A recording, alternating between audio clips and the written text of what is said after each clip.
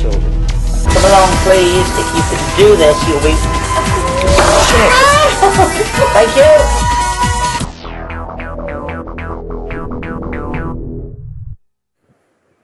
Hello, my name's Richard Felix, and I'm the paranormal historian on the TV programme Most Haunted.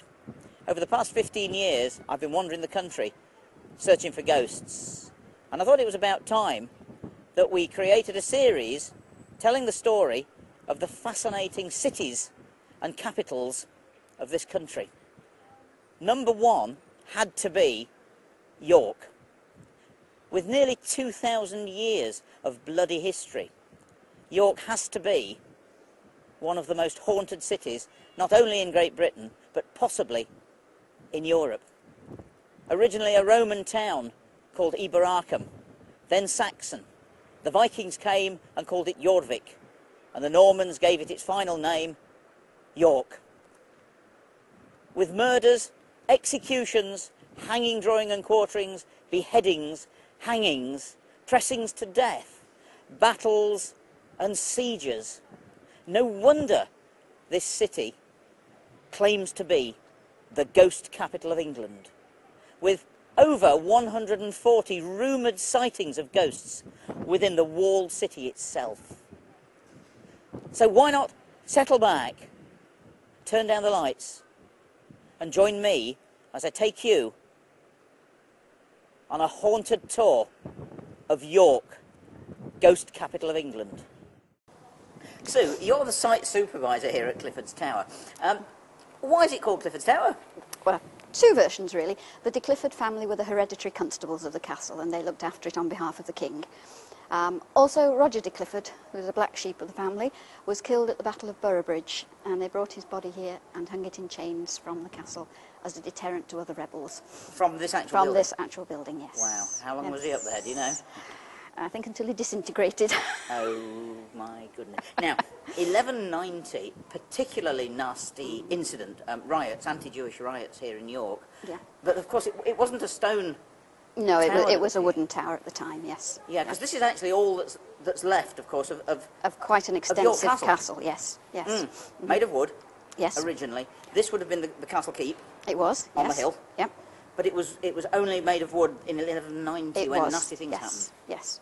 From 1068, when it was built, it was always wood. Right. Right up until 1245. Yeah. So in 1190, it was a wooden castle, yeah. And what happened? There was a Jewish massacre. The Jewish community in York were hounded out by basically people who owed them money. Yes. They had the protection of the king, in theory, but being Richard I, he wasn't in the country. Of course not. So, but it was his castle, and they came here thinking they would be protected. Unfortunately, the constable of the castle at the time left the castle, and they thought that he was going to betray them. So they barricaded themselves in and realised there wasn't much hope. So they committed suicide. Gosh. Or the fathers. They set fire to the place. The mob set fire to the tower afterwards, yeah, yes. And then it was the burnt dads down. actually cut the throats of wives, So we children, believe, yes. And then killed themselves. We believe so, yes. A few escaped, I think, didn't they? And I think then one were or two, slaughtered yes. as well. Yeah. Terrible, terrible thing. Yes, now, it was. of course, this then gives rise to the legends, of course, that when they rebuilt the place in stone Yes. from Tadcaster, the legend has it that some of the stone bleeds, turns red. It's stained red, yes. Yes. And little girls are supposed to witness it and say that, oh yes, it's the blood of the Jews. So they say, yes, yes. Yeah, there is a theory that of course we know different, don't we? Well, because there's an awful lot of iron oxide in the stone, yes, which of course turns red. Leaches in and turns red, yes. And gives the stain effect. Yeah. But I'm also a great believer in this thing called the stone tape theory, that stone contains silica, but certainly in the case of this stone also contains iron oxide, which is all part of recordings. Yes. Cassettes and videotape and whatever contains the same stuff. Yes.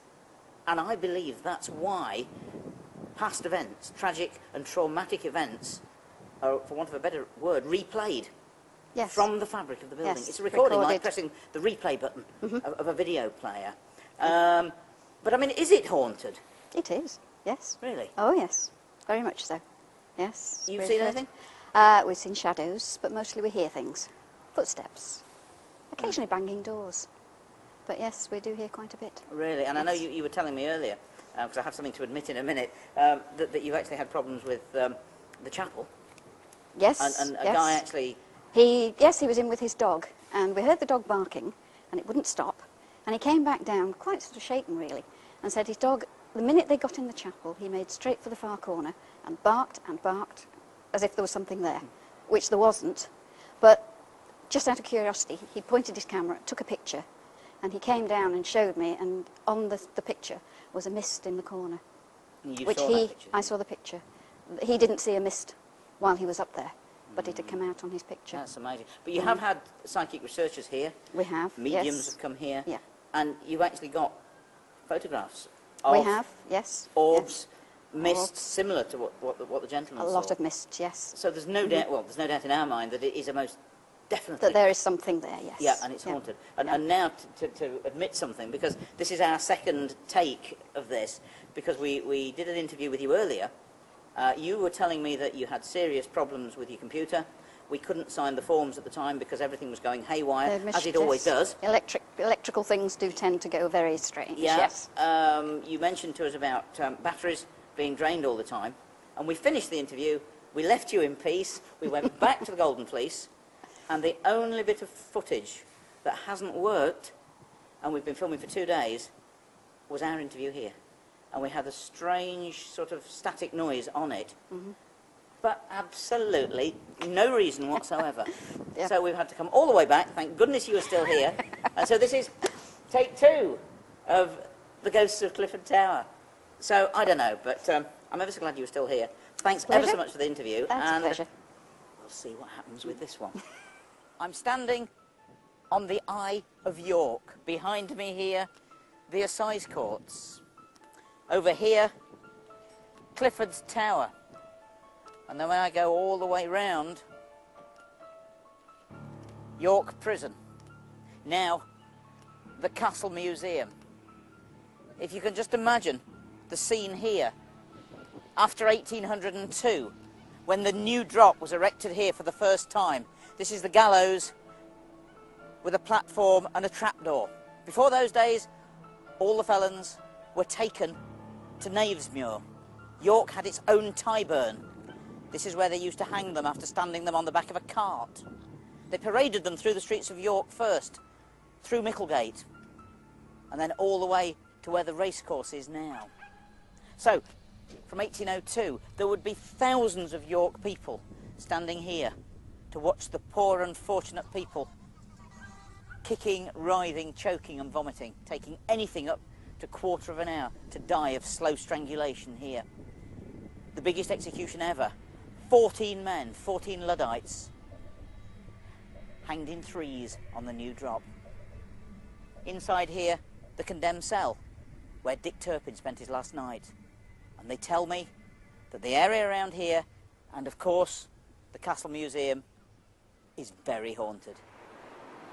Although this is a very noisy road now, once it wasn't.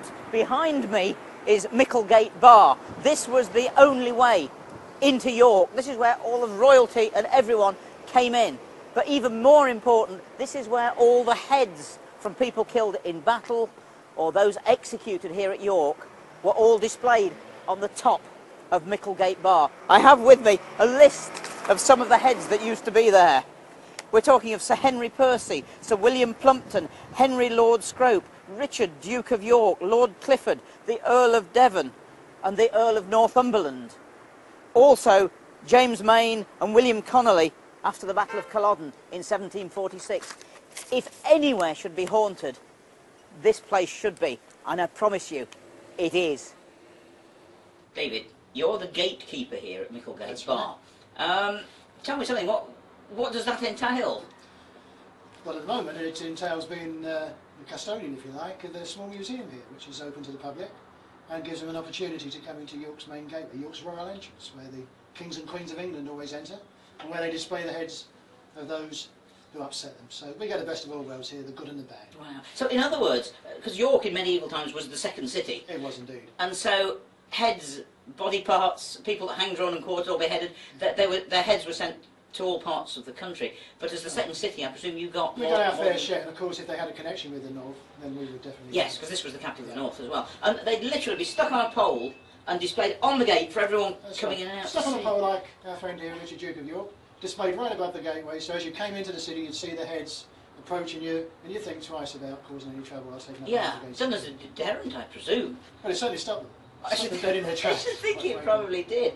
Now, because of all this, well, I mean, obviously York's been under siege, the executions, as I say, heads and you name it. Is this place haunted? Well, you'd expect it to be. Yeah, of course that's it is. Yeah. It's haunted by a number of ghosts. We're fairly well stocked with ghosts. Mm. It's a bar without beer, but plenty of spirits. Yeah, I like it. But if you think about it, we've had the heads put above here, such people like Richard Duke of York here, the Earl of Northumberland, and the last heads were put up here in 1746. This has also been a family home. Families have lived, been born here and died here since 1196, right up until 1918.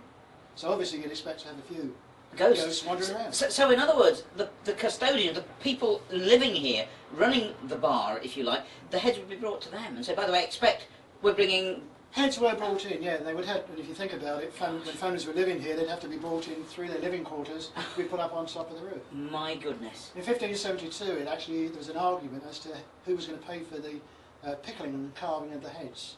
Because they used to parboil them as well. Oh yes, to make them last longer. It's quite a reasonable price, really. There was, in 1572, they had 4 heads put up here for the princely sum of half a crown. So Yeah. not bad going.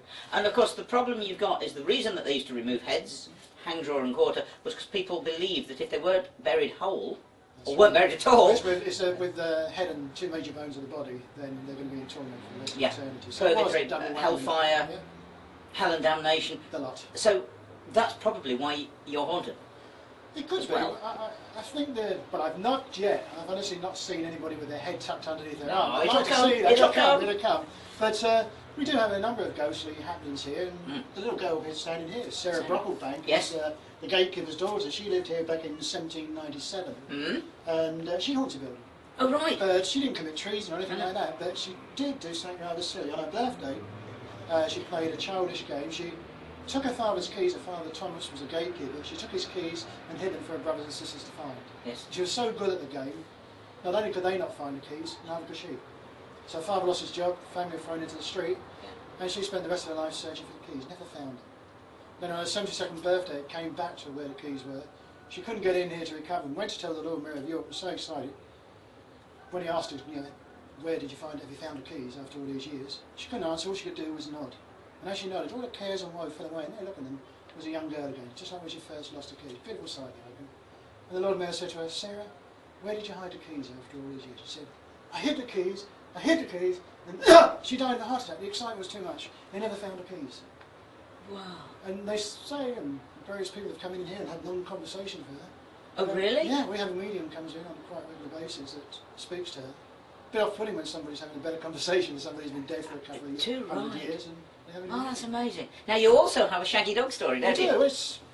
We thought it was Sarah because Sarah was only a young girl when this traumatic experience happened. But a number of people have said they could smell. You know, if you've got a dog that comes in from the rain, there's a distinctive smell of a wet, shaggy dog. yeah. Smell that. People smell that, and they've seen like a shadow in the corner, about the size of a small child.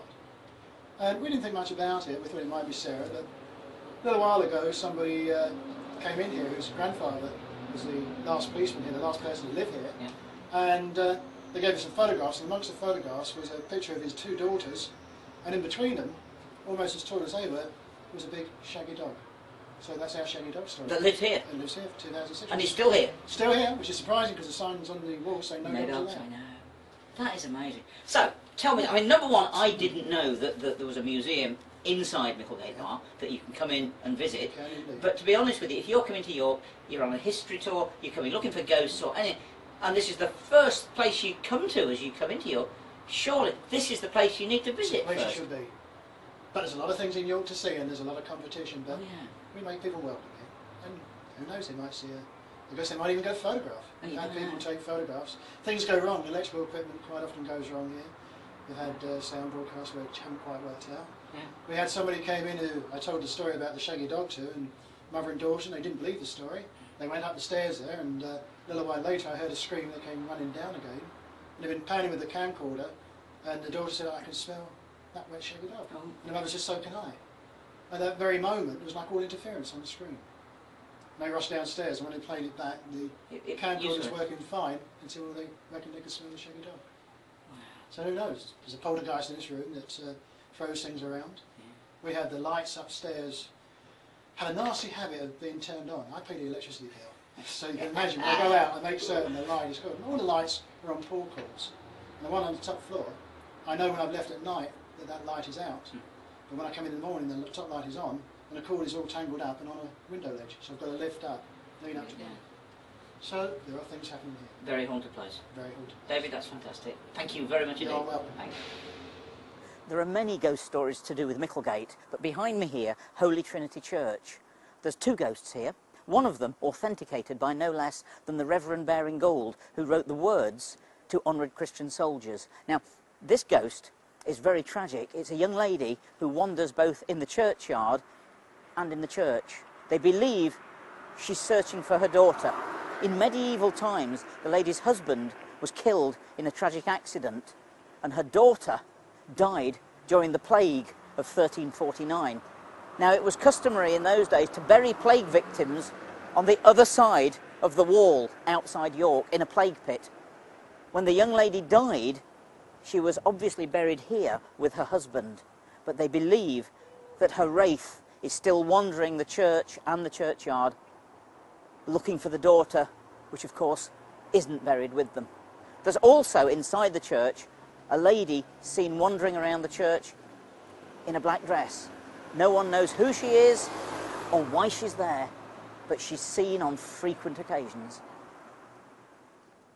I'm standing at the end of one of the many Snickle ways in between Coney Street and Judges Court.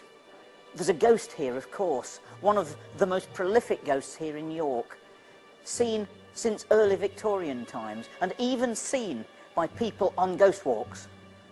Tour guides have actually seen the ghost themselves. It's the ghost of a large man in black, but whenever he's seen, he's always dragging one leg behind, and it's accompanied by a strange tinkling sound. Nobody knows who he is or what happened to him, but a few years ago, when they were renovating the houses here in the court, they found a well. At the bottom of the well was a skeleton, still wearing riding boots, and on those riding boots were spurs, but one of the spurs was broken. I just wonder if that tinkling sound is the sound of one of those spurs. Who the man was, what happened to him, nobody knows. But to this day, he still lingers around Judges Court, perhaps trying to find someone to tell his story to, perhaps wanting to be given a decent burial. I'm standing in pavement, and behind me, the Golden Fleece, and it actually says there, York's most haunted pub. There are at least 7 ghosts in this very, very old timber frame building. It goes back to 1503, and the Golden Fleece is a symbol of the 14th century wool trade. In 1702, it belonged to the Lord Mayor of York.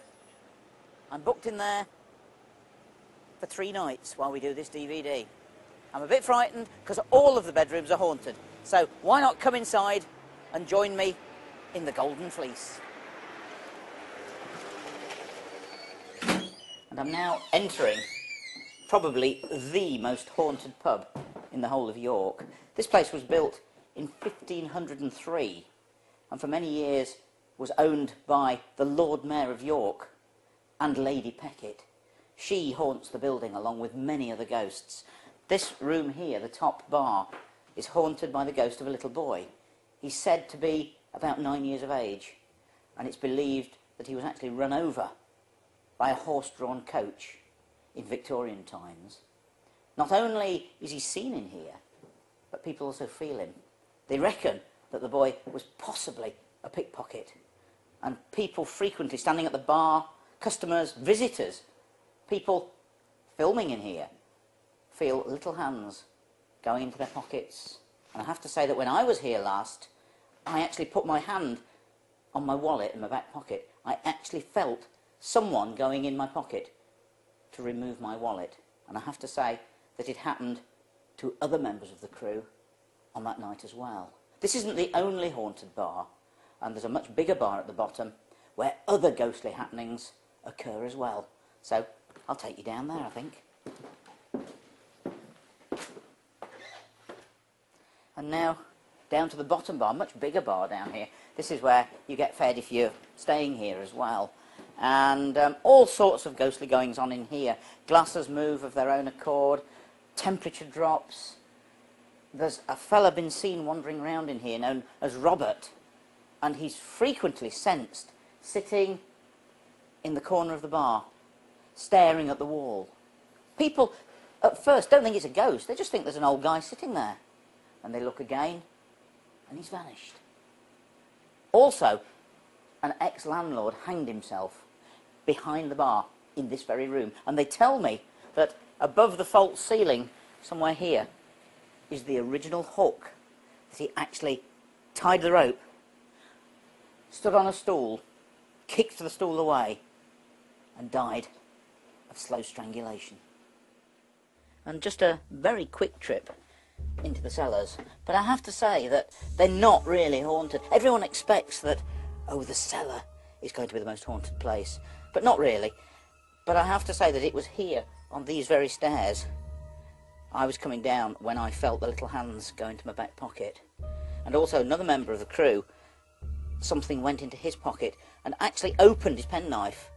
When he put his hand in his pocket, he actually cut his finger. So that is, for me, proof positive. But really, for any would-be ghost hunters, the cellars of the Golden Fleece aren't really the place. And now, up the stairs to the haunted bedrooms. There are 4 rooms here that you can actually hire. All of them are haunted. And the first one here, St. Catherine's room. Super bedroom. Icy chill, even now. And it's the beginning of May, and all the windows are closed. This is the room renowned for ghostly whispers. Also, many, many times people going towards the toilet, getting hold of the door, and they have the door snatched off them, and it pulls itself shut, as if by unseen hands. Very scary room, this one.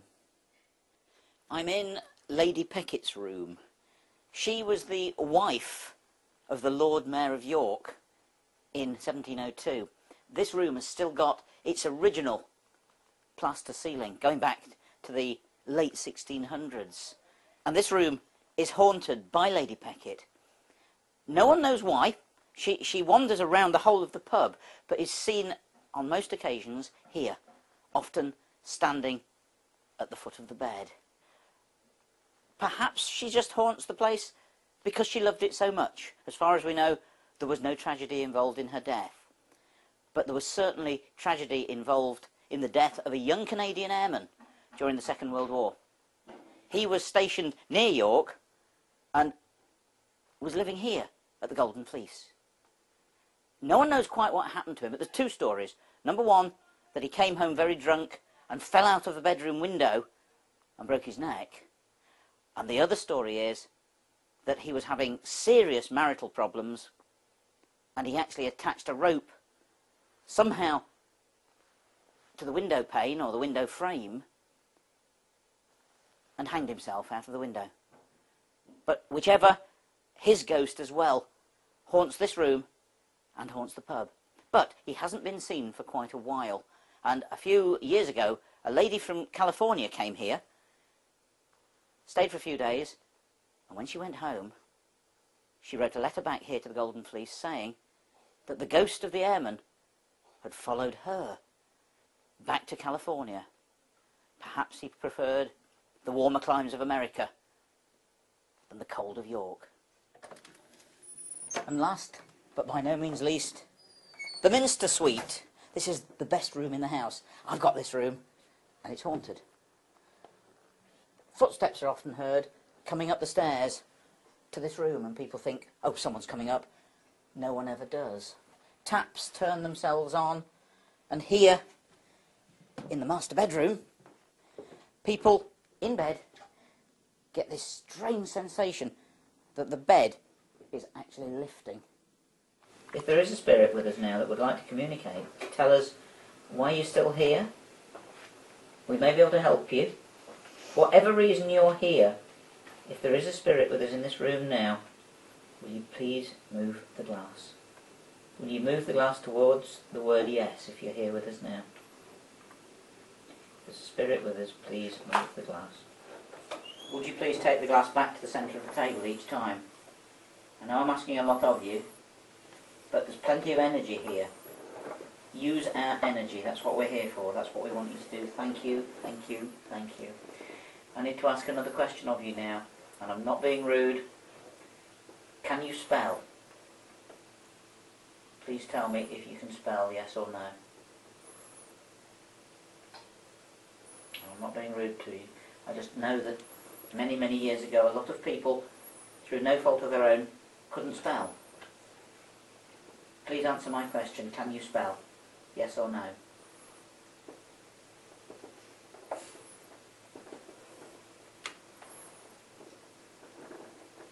Fantastic.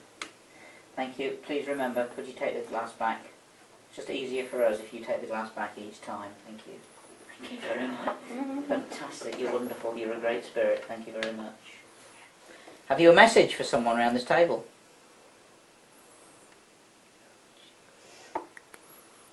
Yeah, thank you. Back to the middle, please. Every time. You're getting good. Are you a male spirit? Thank you. Thank you. You'll do. That's fine. Thanks very much. There are spirits in this building. We know that. We know the spirits in this room. Please, would you communicate with us? Will you talk to us, please? Will you tell us your story? Will you tell us why you're still here? Spirit, if there's one here with us now, please move the glass towards the word yes.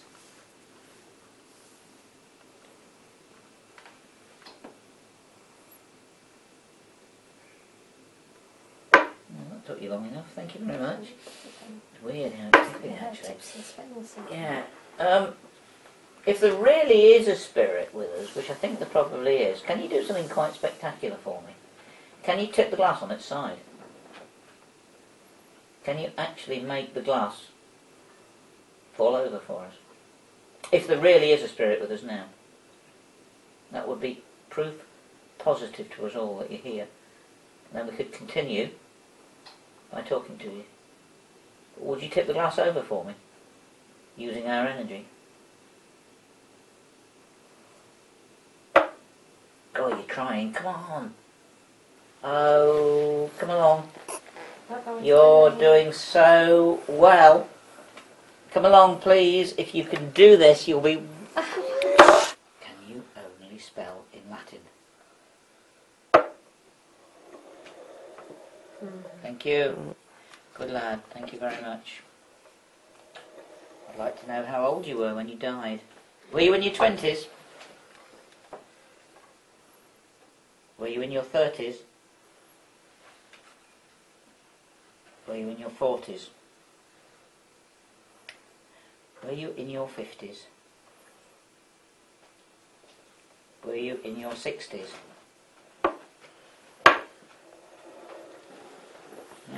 You lived to a reasonable age for those times. Are you happy to stay here? Please answer the question. Yes or no? Are you happy haunting this place? Please answer. Are you happy? That's fine. If you're happy, we're happy. That is fantastic. Thank you for that. Please take it back to the middle. Are you actually here in the room now with us? Can you see us? Here we go. Could you please, if you're near one of the people around this table, could you please point to the person that you're closest to now? That you're standing next to or standing by? Could you please point towards the person that you're close to now? Sure. If you want to go, then please take the glass towards the word goodbye.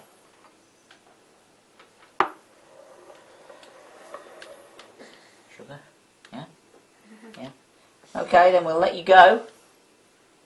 Thank you for talking to us. I wish you could have answered us more questions. Please go with our blessing. And realise that if you need to or you want to go, all you have to do is look for the light in the sky and go towards it. Right,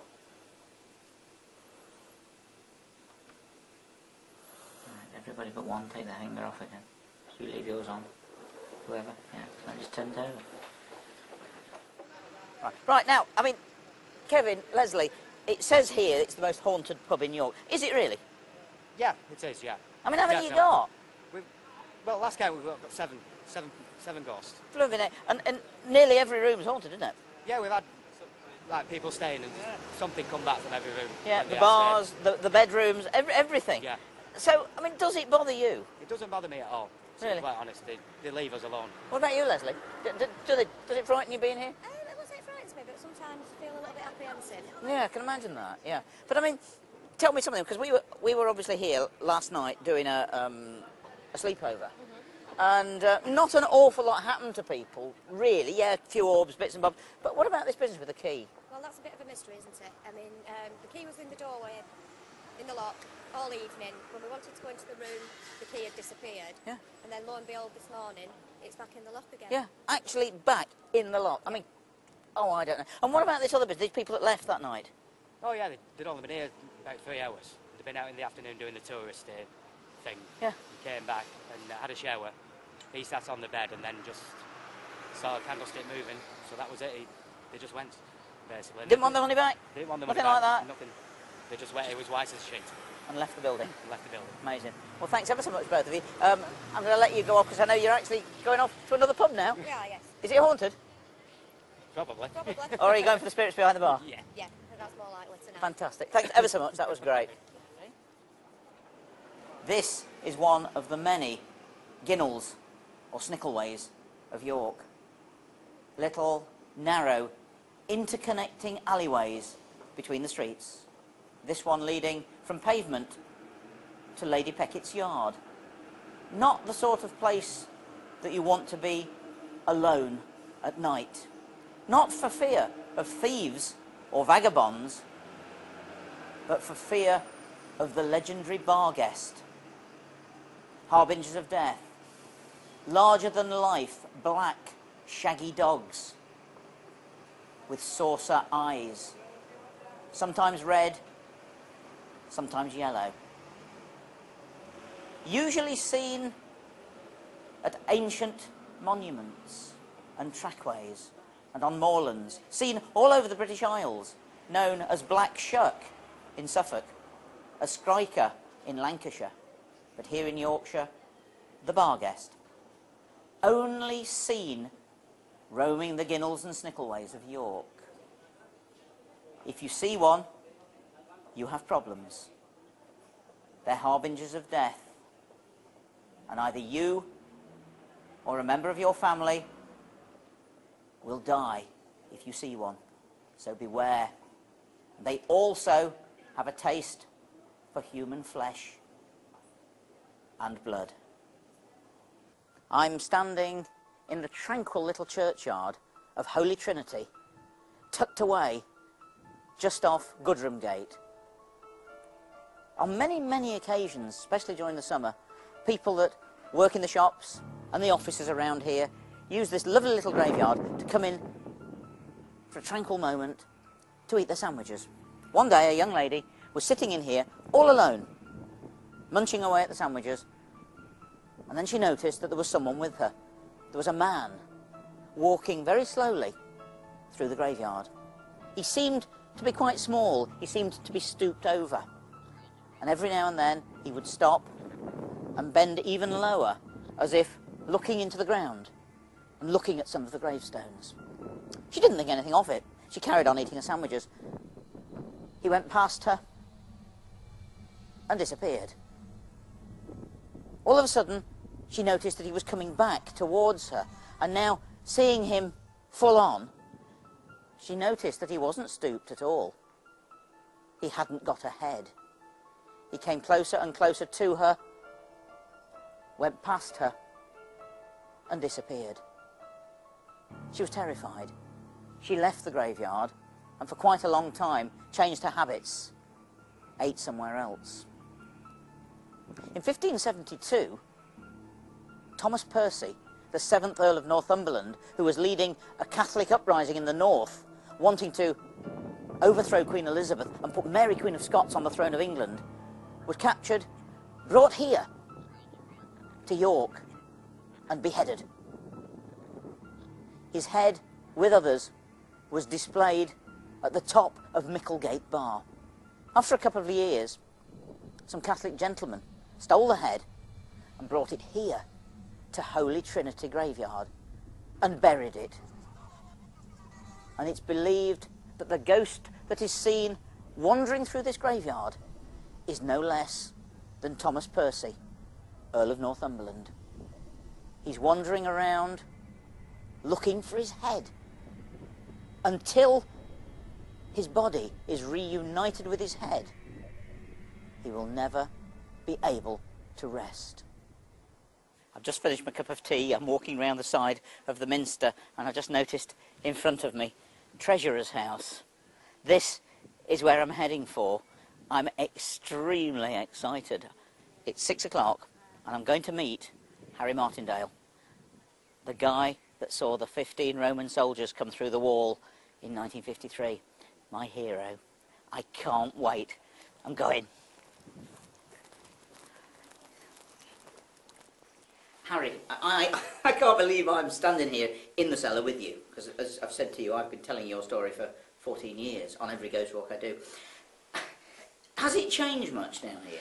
Yes, for the simple reason that where we're standing now was the original Roman road, but it was about 18 inches deep, and they dug it out. Yeah. And then, of course, this decking here has been put in for the public.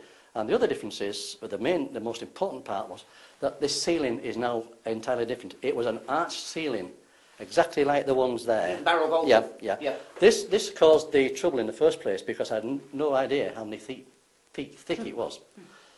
My job was to come in here. I was doing some alterations to central heating. The old curator, he didn't like us in here. We were intruding on his territory.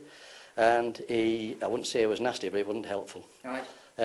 Were you in here alone? I was on loan, yeah. And how old were you? 18. Wow. I had an electric light that I plugged in and then knocked a nail in the ceiling, and then that's my light that I had. A bit more powerful than that one was.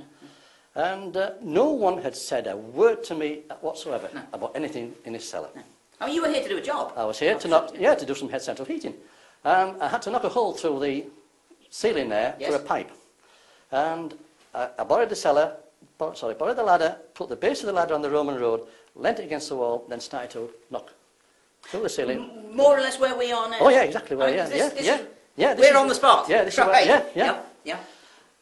I had no idea that the ceiling was several feet thick. So I was knocking all one day, and I had to go back to the workshop and get extensions to the chisels. Then I came down here the second day, same thing, knocking away through the hole here. And the time was, all I could say was just before lunchtime. Right. I started to hear the sound of a musical note now, bang, bang, bang, bang. And I thought, someone's got a loud wireless. All right. And then bang, bang, bang. And then I realised that the sound was coming from the wall, and it was just a blare of a note coming out. Right. When I realised it was coming from the wall, I just glanced down. I was about 4 runs up the ladder. I glanced down, and in line with my waist here on the right-hand side, I saw the top of a helmet come out of the wall. Obviously, there was a figure underneath, but that's the first thing I saw was the plumes on the helmet. Yes. Now, I knew whatever it was shouldn't have been in here. And anyone in here now, the first thing you do if you're frightened is you step away from whatever's frightened you. I stepped back off the ladder, landed on my backside. Oh, you fell off it? Oh, yeah. I stepped back off the ladder. Yeah. With shot. Landed on my backside, then I went backwards into that corner there. Right. Now, what had come out of the wall was almost a complete figure of a Roman soldier. I say almost because when it came out of the wall, you couldn't see it from the knees down. It was legless. Yeah. Until, in more ways than one. Yeah, as you probably until were it got here, where the excavation had been about 6 foot in diameter, then I saw it from the feet up. This was an important point that came out later. Yeah. Because it was down in the yeah, actually, walking on the trench. It was walking on the actual surface of the Roman road, which is about 18 inches below. Yes. Yeah. Now, he cleared the wall, and he was blowing on a short horn. Oh, right. And this was the thing I heard. Now, I'm there, and your hair just stand on end. Yeah. You can feel the back of the neck, because I thought, how on earth am I going to get from there to there? To get out. But once he cleared the wall, then, I mean, people laugh here, then a horse started to come out the wall with a Roman soldier sat astride it. This was another important fact later, because when it's fetlocks, I saw from the road here, it had big bushy fetlocks. Now, the horse came across and followed the first Roman soldier, sorry, you're there, So it's through the wall there. This is the spot. Through here. Yeah, And yeah, about here. This is where they here. came up. Yeah. Right. Now, once the horse cleared this cellar, I mean, you're laughing, other No, people I'm are not. laughing. I'm not laughing because of. I can't believe I'm here. Once the horse cleared the cellar, I went through the wall, then Roman soldiers came, and they were walking in pairs. Yes. Now, I didn't go 2, 4, 6, but at least 20. Now, I heard the horse, it hit the surface of the road. Right. And then all I could hear from everything else was mumbling. Now, I thought, obviously what they were must have been very old indeed. But I thought, well, if they're Roman soldiers, they were tiny. Yeah, yeah. I would say they were only about 5 foot in height. But the horse, the way I've described that, was a great big cart horse, especially with its bushy fetlocks. They were carrying small shields, I don't know if it was on the right or left-hand side, and then all of them were carrying like an oversized dagger, a short sword, and this was on the right-hand side because this is the side I could see. Yeah. I could see them, so I thought all I had to do was just glance there and I'd had it. Yeah, yeah. But not one of them looked in my direction. So it was a slight relief. This I felt a relief. As the last one went through the wall, and I couldn't hear or see anything else, then I made my escape. Now, here, if I describe the Roman soldiers, they all had the lovely plumes coming down the back of the neck with their helmets, and they came in, and I could see with the helmets that they had beards, they had hair. Yes, stubble. Yeah. They all wore the shiny tops, and then round the waist it was like a skirt. Yes. And it had strips of leather all the way around. And then the thongs, it's another important thing later on, the thongs tied right up to below the knee. Now, I was told later on in questions, no, the thongs only went to the ankles. But at a certain time, they tied the thongs up to the knees. When the last one had gone out, and I couldn't hear or see anything else, then I made my escape. I sat for a while on top of the stairs where we just come down there, and the old curator, he saw me, and he says, by the look of you, you've seen the Roman soldiers. And I think I said something like, why didn't you tell me? Yeah. Why didn't you say anything? Then I went from here, I left all my tools here, and they disappeared later. I never came back. I went from here to the firm that I worked for, in Micklegate, near Micklegate Bar, told them what I'd seen and told them what they could do with this place. Then I walked from the firm that I worked for home, which is near the racecourse, and called in at my doctor's surgery on the way home, Dr. McGallagher was. I said, another important thing. And told him what I'd seen, and I was off work 2 weeks suffering from shock of seeing these Roman soldiers. Now, when I did my first television programme in the early 1970s, I said, I'm awfully sorry, I cannot remember when it was when I saw them. And he came round and he said, I can. He said, it's here on your records. Oh, really? And it's on my medical records when I saw these on, and it was February 1953. Harry, what you've just told me, in my opinion, and in others, is probably the best ghost story in the world. And you don't know what a privilege it is for me to actually come here and meet you and be taken through this incredible story. It's been such a pleasure talking to you. Because you appear to be sojourning on the telephone, as I did tell you, I've come out of retirement to tell you my story because I haven't spoken about it for a long time. I know. In fact, when we spoke, you said to me, I don't do it anymore, and I said to you, well, I do apologise for bothering you, and thank you for talking to me. And you said, no, I'll come and do it. I can't believe it, Harry. I said to my wife, I said, why did I change my mind? But I mean, I can tell you what I can remember now, and I can only tell you in all sincerity because it's what I saw. I know. You can only say what you saw, and I can't make anything up. I can't make anything up about the outfits. And everything I tell you has been proved later on about how these Romans were and how they were dressed. And so much so that we know the time that they were, 390 AD. One last question. After seeing what you saw and all the nonsense that people come out with about a load of old rubbish, too much to drink, overtired, vivid imagination, blah, blah, blah, no such thing, what do you think? Are there such things as ghosts? Yes. But I can only say and vouch for the ones I saw. Harry, yeah. Thank you so much. You're It's welcome. been such a privilege. Thank you. Jim, interior of Treasurer's House. Now, Borley Rectory, for many, many years, has borne the title Most Haunted House in Great Britain. But let's be quite honest with you. I reckon this is a very close second, or let's be quite honest with you, could well be the most haunted property, probably in the whole of Europe. It really is, Richard. I mean, every room you go to, there is a ghost story associated with that particular room. And in fact, in the room we're in at the moment, there's 2 stories associated with it. So yes, there's plenty of stories associated with Treasurer's House, yeah. I mean, obviously, the Harry Martindale story, I mean, you know, in my opinion, the best ghost story in the world. But he's not the only person, is he, that's seen the ghosts? Well, that's the really impressive thing about Harry's story. Not only the fact that so many of the things that he saw were discovered to be absolutely correct and true well after the event, when he couldn't possibly have known the facts, but that so many other people have as well corroborated his story.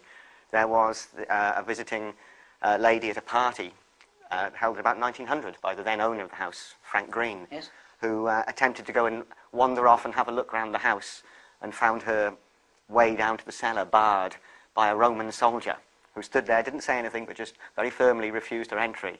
And when she went back to complain to Frank Green about the rude guest dressed as a Roman soldier, he knew nothing about it.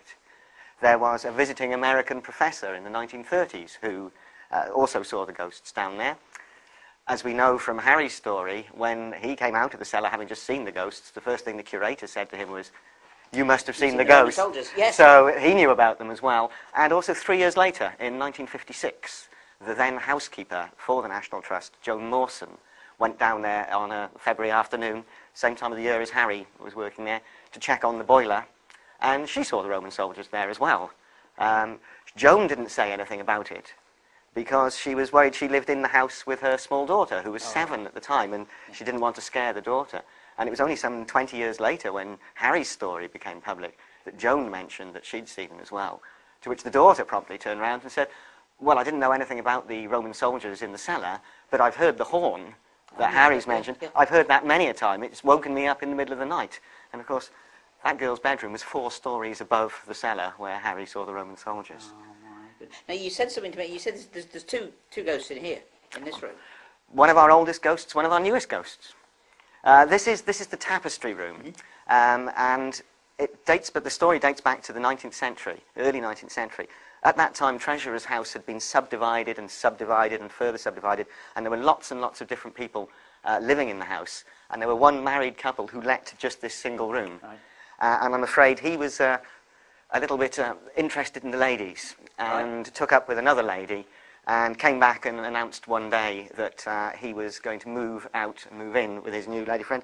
So his wife waited till he was sleeping in the bed in this room and stabbed him to death. We've never seen any blood or anything like that, but the room is very strangely, it's noticeably colder, because we do have measurements and sensors all around to check humidity. This room is always a little bit colder than the rest of the house, and several people have commented on being very uncomfortable in this room. And then right next to us is what we call a love seat, an English love seat, so that 2 people can snuggle up. And this was only last summer. A young girl, aged about 4, was here with her parents, and came in to the room and instantly ran over and sat down on the chair there, much to our horror, as it's very valuable. Yes. And the parents sort of said, "What are you doing?" She said, "Well, I'm just going to sit and talk to this lady." And of course, no one was there. We couldn't see anyone, the steward couldn't see anyone. The little girl, no, the lady sitting here was most insistent that there was a lady sitting next to her on the love seat. Wow. You see, David, without getting into sort of great detail, children see things that we don't. Children have what we call imaginary friends, but they're not. They're seeing ghosts. So, to be honest with you, if anybody's coming to York looking for a real history lesson and ghost stories, there's nowhere better. This is the place to be. Treasurer's House is the one. It certainly is. They would have to get past a ghost to get in. We have stories of a frightening presence that lurks at the main entrance out in Chapter House Street. Oh, yeah. Several people have said that they felt, as walking past the entrance to Chapter House Street, that they were about to be hit, about to receive a blow. They needed to protect themselves. May be connected with a duel that took place in the 17th century, when a young lady who was resident at the house went out to a ball had such a good time she was late back and found the gates barred and she couldn't get back in. And her fiancé was so offended by this, he came round and challenged the owner of the house to a duel and killed the owner of the house in that duel. And ever since, people have talked about the presence there. They can walk, they can visit the cellar where Harry saw it. They can walk round, they may find the smell of cigar smoke around. Frank Green, the man who basically created Treasurer's House as it is today, this is all his collection that we can see, was a cigar smoker, and several people have reported the smell of cigar smoke in the rooms. And on many of the pieces of furniture, there are little floor markings, little nails driven in the floor. Yes. That's because Mr. Green, Frank Green, said that's where I want my furniture to stay when he moved out and gave the house to the National Trust in the 1930s. And he warned us. He said, if ever anyone moves any of that furniture, I'll be back to haunt you. So we make very certain that it stays exactly where he wanted it to be. That is amazing. Jim, thank you very much for letting us in, but even more so for helping us to arrange the interview with Harry, because that has made my year. I'm glad to hear it, Richard. It was a wonderful experience for myself. I've been down in that cellar telling the story many times to visitors, and it was quite wonderful to hear it from Harry himself. Yeah, absolutely. Fantastic. Thanks very much indeed. My pleasure, Thank Richard. you. Well, I've finished my tour of haunted York, and with well over 140 rumoured sightings of ghosts just within the walls of the city itself, then it certainly has lived up to expectations. I do believe that it is one of the most haunted cities in Europe. I hope you've enjoyed watching the DVD as much as I've enjoyed making it. Do just remember one thing, that 8 out of 10 ghost stories can be explained. It's the other 2 you've got to worry about. Do sleep well, and don't have nightmares.